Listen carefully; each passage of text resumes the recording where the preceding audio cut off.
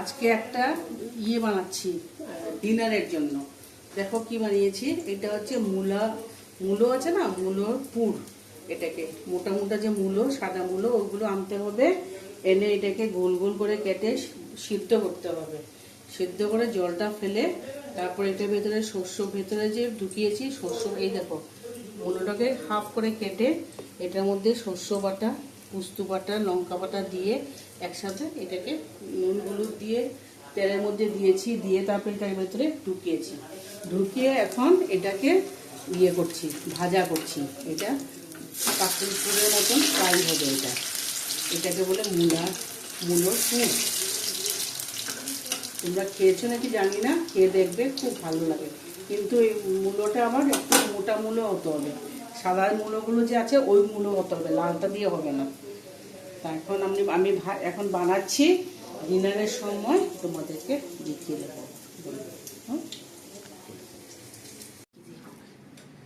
Ready ready.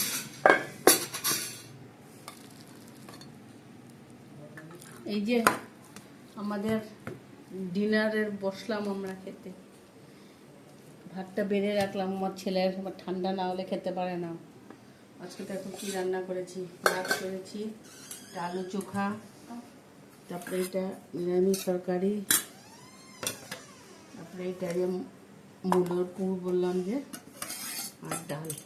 এটা এই আজকে আমাদের রাত্রের মেনু। এটা মূলপুর, এটা মূলপুর, দেখে নাও সবাই। আর এটা আলু চোখা। আচ্ছা, চলে এসো খেতে।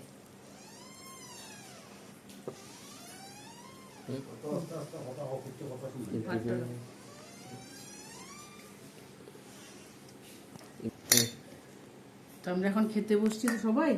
তোমাদেরকে দেখালাম কি রান্না করলাম আজকে। তো এখন সবাইকে গুড নাইট দিলাম। তোমরা সবাই ভালো থাকবে, কালকে আবার দেখা হবে তোমাদের সাথে।